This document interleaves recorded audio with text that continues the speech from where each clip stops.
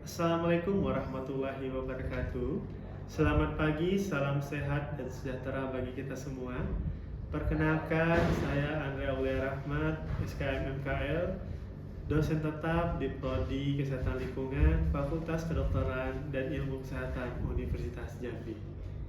Pada kesempatan ini, saya akan menyampaikan pernyataan diri dosen dalam unjuk kerja Tridharma Perguruan Tinggi dalam bidang pengajaran. Konsentrasi keilmuan saya adalah bidang kesehatan lingkungan.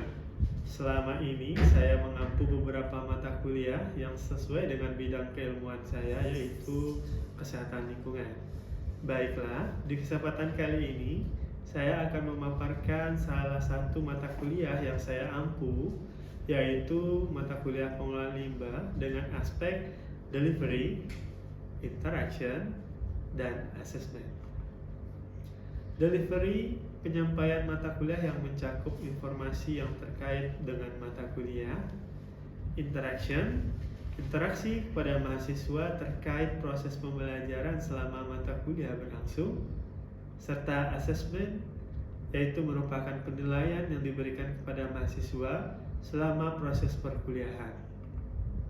Pada mata kuliah pengelolaan limbah ini memiliki bobot 2 SKS dengan kode mata kuliah EKE 154 dan merupakan mata kuliah wajib prodi pada perminatan kesehatan lingkungan di semester 5. Sedangkan tim dosen pengampu terdiri dari 2 orang. Mata kuliah pengelolaan limbah memberikan pengetahuan, pemahaman tentang aspek konsep, karakteristik, permasalahan, dampak, perencanaan pengelolaan limbah cair, padat, dan B3 di pedesaan, perkotaan, serta pengelolaan limbah rumah sakit, industri, dan tempat pemrosesan akhir yang berwawasan lingkungan. Pada awal perkuliahan, dosen koordinator mata kuliah akan menjelaskan deskripsi, capaian pembelajaran, ruang lingkup, materi, metode pembelajaran, sistem penilaian, serta kontrak perkuliahan. Juga memberikan gambaran bahwa mata kuliah ini membekali mahasiswa dengan kompetensi dan memahami konsep penerapan pengelolaan limbah secara komprehensif untuk menyelesaikan berbagai permasalahan kesehatan lingkungan di masyarakat. Penekanan kami sebagai tim dosen pengampu adalah agar mahasiswa mampu memahami konsep dasar pengelolaan limbah berdasarkan teori, peraturan perundang-undangan, serta mampu mengaplikasikan prinsip-prinsip pengelolaan limbah yang aman, efektif, dan berwawasan lingkungan pada berbagai sektor, seperti pemukiman, fasilitas pelayanan kesehatan, industri, dan tempat pemrosesan akhir. Sehingga pada mata kuliah ini akan dipelajari beberapa materi, yaitu konsep limbah, karakteristik komposisi dan kepekatan zat organik dalam air limbah, dampak buruk limbah, penanggulangan masalah dan menganalisis parameter-parameter air limbah, pengolahan air limbah, limbah cair rumah sakit, limbah cair industri, konsep limbah padat, jenis-jenis dan jumlah produksi limbah padat, konsep pengelolaan limbah padat, pengaruh limbah terhadap masyarakat dan lingkungan, pedoman umum 3R pemukiman, pengertian konsep dasar pengelolaan limbah B3 serta istilah dalam penggunaannya, karakteristik dan fungsi-fungsi dalam pengelolaan limbah B3, manajemen dan pengelolaan sampah, konsep limbah medis. Adapun capaian mata kuliah pada mata kuliah pembelajaran limbah ini adalah mahasiswa mampu menjelaskan pengertian dan konsep pengelolaan limbah serta istilah dalam penggunaannya. Mahasiswa mampu menjelaskan karakteristik dan fungsi-fungsi dalam pengelolaan limbah. Mahasiswa mampu menemukan prosedural pengelolaan limbah. Mahasiswa mampu menganalisis fungsi-fungsi dan pemecahan masalah dalam pengelolaan limbah. Mahasiswa mampu mengevaluasi kebutuhan untuk menerapkan pengelolaan limbah yang baik. Mahasiswa mengevaluasi metode dan media yang relevan dalam implementasi pengelolaan limbah, serta mahasiswa mampu menerapkan pengelolaan limbah P3. Referensi yang kami gunakan adalah dapat kita lihat pada layar. Nah, salah satu dari referensi ini adalah karya fenomenal kami, yaitu buku Ajar Pengelolaan Limbah yang dicetak oleh Media Salim Indonesia pada tahun 2025. Bentuk perkuliahan yang saya terapkan dalam bentuk pertama ada sinkronus, yaitu tatap muka dengan metode self direct learning dan smart group discussion. Sedangkan bentuk asinkronus yaitu menggunakan e-learning dengan metode problem based learning dan case method, serta media pendukung adalah ILMS yang sudah difasilitasi oleh Universitas Jambi. Dan untuk sistem penilaian terdapat kriteria dan bobot penilaian, yaitu aktivitas partisipatif 20%, hasil proyek 50%, tugas 5%, kuis 5%, UTS 10%, dan UAS 10%. Sedangkan untuk rentang penilaian terdiri dari 5, yaitu nilai A apabila mendapatkan 80 sampai 100, nilai B apabila skor 68 sampai 79, nilai C apabila skor 56 sampai 67, nilai D apabila skor 45 sampai 55, dan nilai E apabila skor 0 sampai 44. Dan untuk komponen penilaian terbagi atas 3, yaitu kognitif 40%, psikimotor 20%, dan afektif 40%. Berikut adalah contoh rubrik penilaian pada individu dan kelompok. Dan selanjutnya adalah selamat menyaksikan video pembelajaran pada mata kuliah pengelolaan limbah. Terima kasih.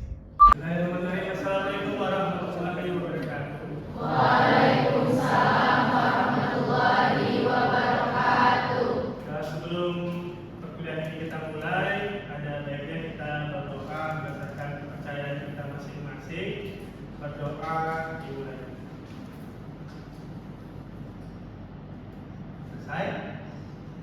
Oke, adik-adik semua, bagaimana kabarnya? Baik secara fisik, jasmani, rohani, keuangan mungkin. Oke, hari ini adalah pertemuan yang kelima ya pada mata kuliah pengelolaan limbah, di mana minggu lalu mungkin ada sudah mempelajari terkait pengelolaan limbah cair. Nah, ini saya review dulu ya, masih ingat nggak sih kira-kira terkait pengelolaan limbah cair? Ada yang bisa menjelaskan apa itu pengelolaan limbah cair atau apa itu limbah cair? Aman? Bisa? Oke. Baik, di mana itu limbah cair adalah sisa buangan berbentuk cair menyaksikan dari kegiatan rumah tangga, bisa dari industri atau juga dari perkantoran, fasilitas lainnya. Oke, sudah paham? Sudah dengar? Benar? Oke. Oke. Nah, saya sekarang akan melanjutkan pertemuan kita. Ya. Sebelum saya lanjutkan, kita lihat dulu gambar depan ya.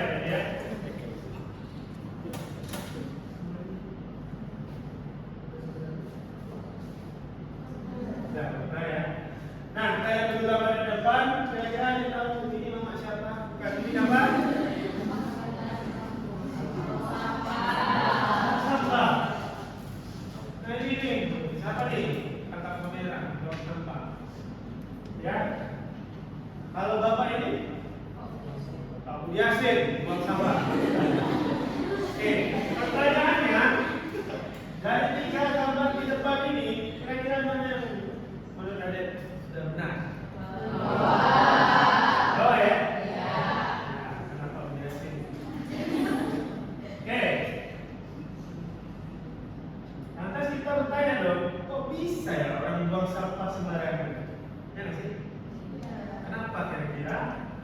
Nah, pertanyaan ini muncul karena pada kali ini kita akan mempelajari tentang konsep terkait limbah padat atau bisa disebut dengan sampah. Di mana capaian pembelajaran kita pada hari ini ada 4 saja, nggak usah banyak-banyak ya.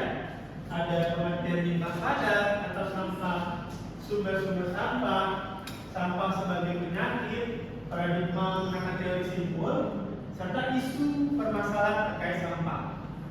Oke, kita mulai pengertian sampah. Kira-kira tadi kita sudah melihat contohnya ya. Sampah itu apa ya? Nah, sampah itu sama halnya seperti yang dibilang Rahmat, dia adalah limbah, di mana dia tidak dibutuhkan. Ya nggak sih? Kalau sudah menjadi limbah, otomatis dia tidak dibutuhkan kembali. Ada yang memakai sampah yang tadi? Habis makan mie ayam, habis itu styrofoamnya digunakan untuk bungkus nasi besok ada? Ada ya? Artinya otomatis jadi sampah. Nih, ada yang bawa botol boleh dipinjam? Ini merupakan belum sampah. Ini minuman botol. Cuma setelah minuman ini habis, ini akan jadi sampah nggak? Ya. Nah, itulah sampah. Dia tidak dibutuhkan lagi, tidak diinginkan lagi, sehingga dibuang begitu saja. Lantas, apa sih jenis-jenis sampah tadi? Itu kan hanya setunggal ya, sampah botol. Jenis sampah tadi ada beberapa, diklasifikasikan menjadi sampah organik, anorganik, B3, residu. Apa itu organik? Sisa makanan. Contoh, habis makan, nggak makan ayam setulang-tulang ya kan? Oke, makan enggak ya? Tulangnya dibuang lah, itulah sampah. Nah, selanjutnya sampah anorganik. Nah, dia berasal dari bahan-bahan non hayati, contohnya plastik, kaca, logam, styrofoam. Nah, selanjutnya ada sampah B3. Ini yang namanya B3 ya, E-nya mengandung bahan beracun dan berbahaya. Beli. Habis itu mungkin sampah baterai yang mengandung bahan berbahaya itu merupakan B3. Dan terakhir residu. Residu ini unik. Dia bisa dikatakan organik, bahkan bisa dikatakan organik, cuma dia tidak bisa diolah lagi. Contoh, sampah tugas kalian yang enggak terpakai atau yang salah, cetakan tinta yang salah, kertas-kertas itu kan nggak bisa digunakan lagi. Nah, itu residu. Memang ada yang mengolah kertas lagi, hanya di pabriknya sendiri ya. Cuma kalau di lingkungan nggak bisa diolah lagi, di orang biasa nggak bisa diolah lagi. Oke? Nah, selanjutnya kita akan pelajari sampah sebagai penyakit. Ini berdasarkan teori simpul. Kalau kita di kesehatan lingkungan ini tempus sekali teori simpul ini, di mana dia ada agent, host, environment, factor, sama dalam masuknya. Nah, dia dibaca simpul karena dia saling berkaitan. Nah, di mana dari agent ini kita tahu sendiri ya, ini dari si penyebab penyakitnya. Nah, dia bisa masuk ke host atau ke manusianya. Lantas apa hubungannya sih Pak dengan sampah ya? Sampahnya letaknya di mana ya kira-kira? Ya di mana? Bisa saya bilang di sini kan? Bisa? Kenapa? Karena dari sifat manusia sendiri terjadi sampah. Ada kaitannya nanti dengan agent? Ada? Kalian pikir sampah kalian yang berhari-hari berkuman atau enggak? Akan kuman dari udara, nempel di sana. Nah, nanti dibawa oleh perantara. Vektor bisa lalat, bisa berkembang biak nyamuk di situ. Ya sih? Selanjutnya bertebaran di lingkungan kita dan masuk ke tubuh bisa jadi lalat tadi habis hinggap di sampah, hinggap di makanan kita makan sehingga menimbulkan kita sakit. Nah, gitu ya. Contoh penyakitnya bisa diare, DBD, tifus, cacingan, dan infeksi saluran pernapasan akut disebabkan. Nah, cara memutusnya gimana Pak?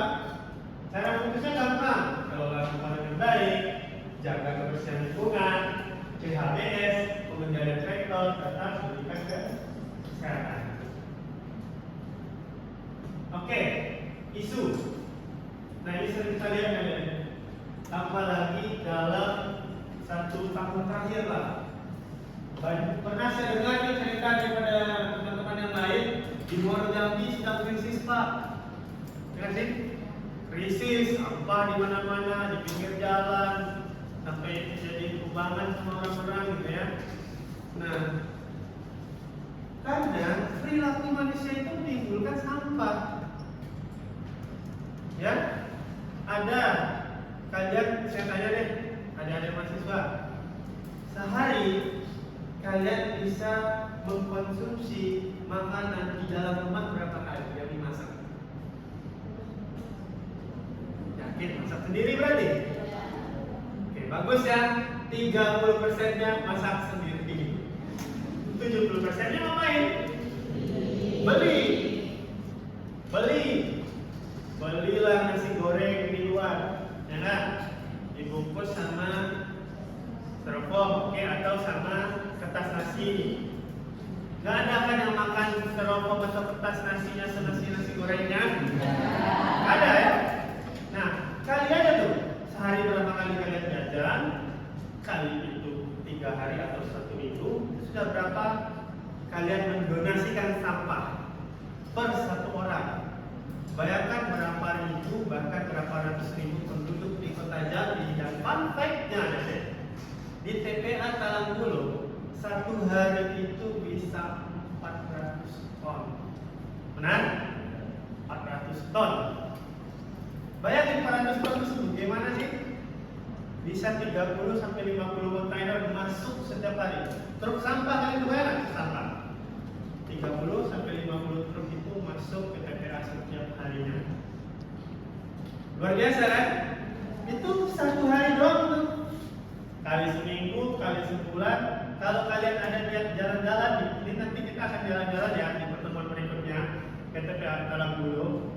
Kalian akan lihat bukit sampah dan tidak indah. Yang tinggi menjulang tapi itu sampah. Nah, itu yang menghasilkan siapa? Ya, kita semua. Ya.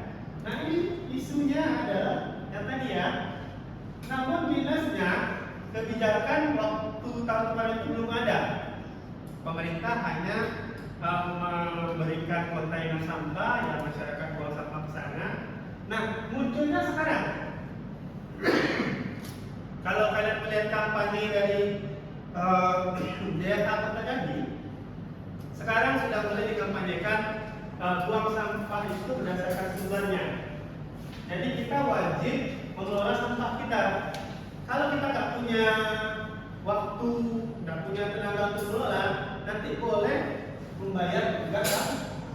Diwajibkan sekarang. Bukan sunat muakkad lagi.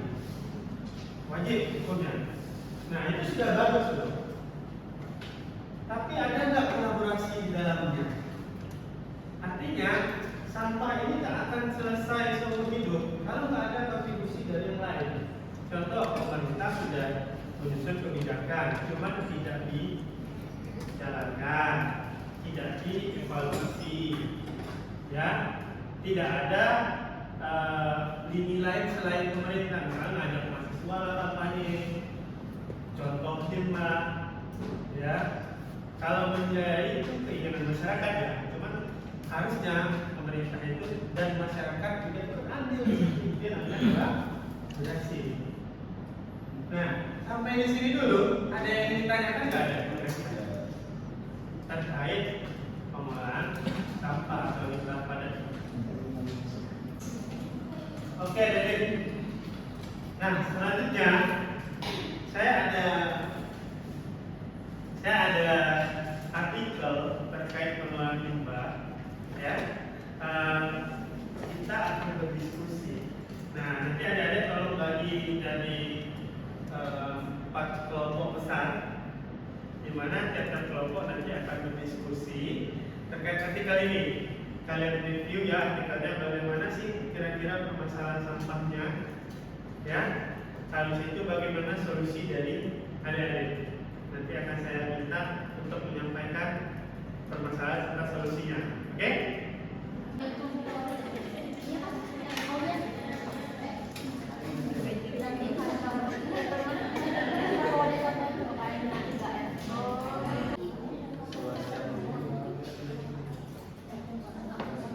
Dalil?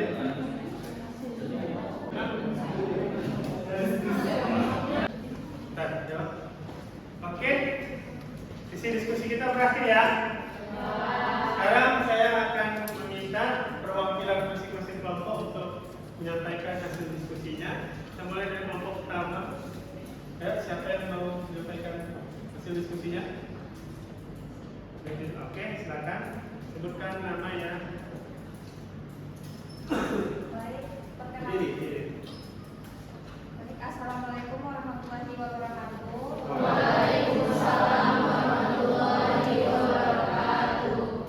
Perkenalkan, saya Hanesni Cintara Dewa dengan NIM G1D15336, perwakilan dari kelompok 1. Dari hasil diskusi kelompok kami mengenai telah artikel yang berjudul Manajemen Pengelolaan Limbah Industri, didapatkan hasil komponen limbah hasil produksi yaitu ada limbah padat, cair, dan gas. Semua bentuk limbah tersebut memicu dampak negatif, tidak hanya bagi lingkungan namun juga produksinya.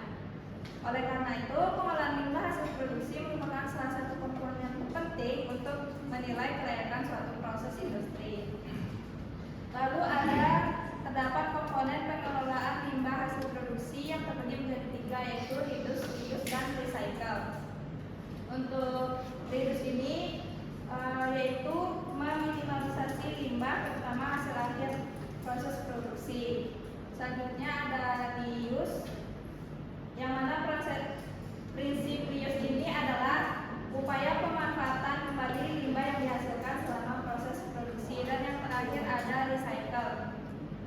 Recycle ini merupakan proses daur ulang dari limbah yang telah dihasilkan sehingga bisa dimanfaatkan untuk kepentingan lain tanpa mengurangi produksi. Baik, sekian hasil dari kelompok kami. Assalamualaikum warahmatullahi wabarakatuh. Waalaikumsalam. Oke, terima kasih kepada kelompok pertama sudah dipaparkan ya terkait limbah itu adalah pengelolaan negatif baik sisa produksi dari industri dan lain-lain ya. Nah, solusinya ada sesuatu dengan menggunakan metode 3R ya, reduce, recycle. Kita mau mengenalkannya ya. Nah, ada yang ingin menyampaikan hasil diskusinya kelompok berikutnya? Oke, kelompok kedua silakan. Assalamualaikum warahmatullahi wabarakatuh. Waalaikumsalam warahmatullahi wabarakatuh. Izin Bapak dan teman-teman semua, perkenalkan saya Anissa Putri Deandra dengan NIM G1D12337. Saya perwakilan dari kelompok 2. Kali ini kami membahas artikel yang berjudul Analisis Faktor Penyebab Penumpukan Limbah Padat di Rumah Sakit Umum Daerah Tanjung Batu Bundur, Kabupaten Karimun. Nah, untuk permasalahan dari artikel ini yaitu terjadinya penumpukan limbah padat medis, lalu anggaran dari pengelolaan limbah yang masih terbatas, lalu sarana dan prasarana yang belum memadai. Dan solusinya yaitu dengan menambah sarana dan prasarana pengelolaan sampah seperti menyediakan gerakan karton sampah, tempat sampah yang terpilah seperti pembagian dari sampah organik, anorganik, dan limbah B3. Lalu seperti yang dijelaskan kelompok 1 tadi juga dengan menerapkan prinsip 3R, reduce, reuse, dan recycle untuk mengurangi jumlah limbah padat yang dihasilkan. Dan yang terakhir dengan melakukan pengawasan dan evaluasi. Mungkin sekian Bapak, terima kasih. Wassalamualaikum warahmatullahi wabarakatuh. Waalaikumsalam. Oke, kelompok terakhir, kelompok 3, ya silakan. Kita sudah mendengar ya, tadi ada dari kelompok 1 menggunakan metode 3. Ternyata dari kelompok 2 ini khusus untuk sampah medis ya, artikel yang dibahasnya. Itu ada beberapa hal yang perlu ditambahkan juga, seperti anggaran ya, habis itu kebijakan untuk kerjasama dalam pengangkutan ya, habis itu ininya petugas juga harus ditambah. Nah, itu salah satu solusi. Apalagi medis ya, di medis ini banyak sampah-sampah padat atau limbah padat itu yang bersifat B3 berbahaya. Makanya penanganan juga harus lebih eksklusif.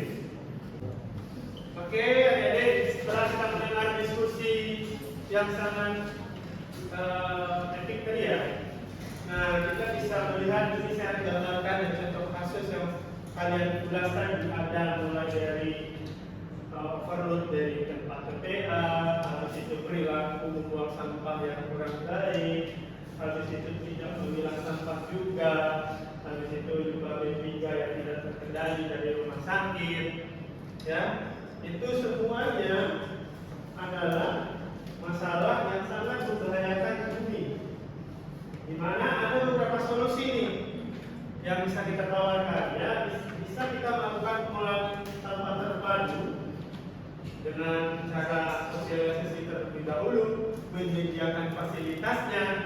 Kadang di rumah sakit yang membuat kita malas buang sampah bukan karena perilaku, karena tempat sampahnya nggak ada. Ada pun ya tempat sampahnya nggak ada merek, nggak ada warna, cuma satu warna. Artinya semua nyampur di sana.